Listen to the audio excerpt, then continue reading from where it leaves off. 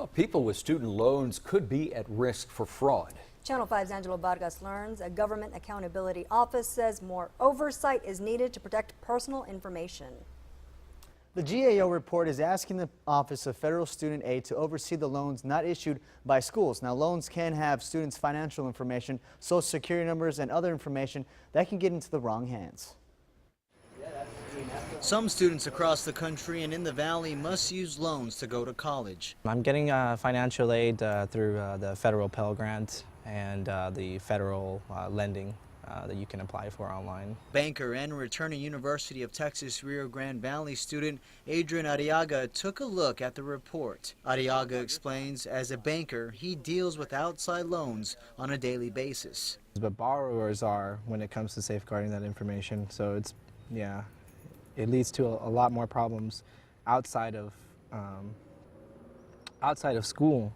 And unfortunately, it can affect people's lives. This month, the Government Accountability Office conducted a study regarding oversight loans and students' personal information. Nick Marinos conducted the GAO audit looking at the Department of Education and Office of Federal Student Aid. So as part of this, we basically tried to look and see whether not only is the department itself protecting information well, but is it also ensuring that others that it shares that information with as part of the federal student aid process actually protect it too.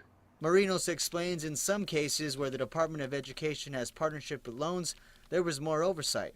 In other cases with outside parties, more needs to be done. Especially with lenders like banks, universities, and some other providers of loans, not as much. So we saw there were some challenges in making sure that people knew how to protect the information, and the department had limited oversight in being able to actually see that that information was being well protected. Marinos is providing recommendations on the federal side to improve requirements that they communicated to these types of companies, guidance that they're putting out there to help those entities really know how to protect the information. Arriaga says his guidance for students applying for non-affiliated third-party loan companies is simple. This lender that's outside of the federal government, that's not being monitored by the federal government, that you know what that company does. You read the disclosures that say, hey, this is where my information is going to be shared. Marinos tells us the Education Department should also check back on to see if their protections are put in place.